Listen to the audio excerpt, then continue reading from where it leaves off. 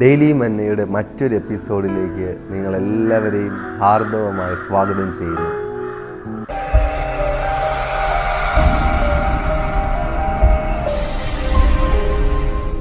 ഒരു വീട്ടിൽ ഒരു മകളാകട്ടെ ഭാര്യയാകട്ടെ ഗർഭവതിയായി ഒരു കുഞ്ഞിനെ പ്രസവിക്കുവാനായിട്ട് ഒരുങ്ങുന്ന സമയം കുഞ്ഞിനെക്കുറിച്ചുള്ള വലിയ പ്രതീക്ഷകൾ ആ കുടുംബത്തിൽ ഉണ്ടാകും.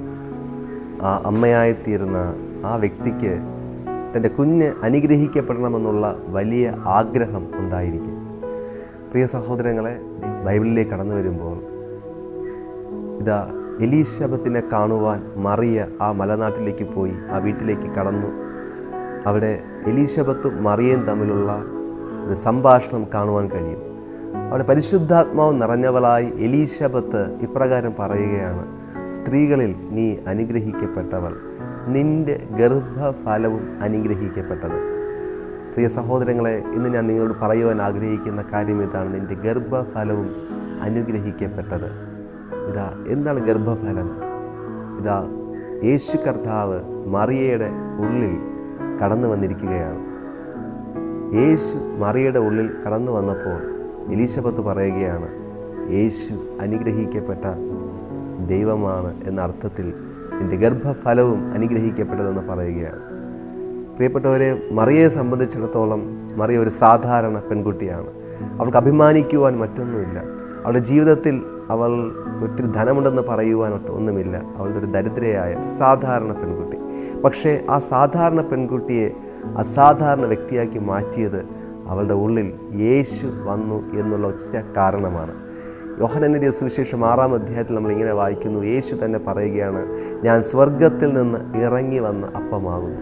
അതെ, യേശു കർത്താവ് മറിയയുടെ ഉള്ളിൽ ഉൽപ്പാദിതമായതല്ല, പ്രത്യുത സ്വർഗത്തിൽ നിന്നും മറിയയുടെ ഉള്ളിലേക്ക് വന്നപ്പോൾ താൻ അനുഗ്രഹിക്കപ്പെട്ട് ലോകത്തിലേക്ക് താൻ മാത്രമല്ല മറിയയും യേശുവിനോട് കൂടെ അനുഗ്രഹിക്കപ്പെടുകയാണ്.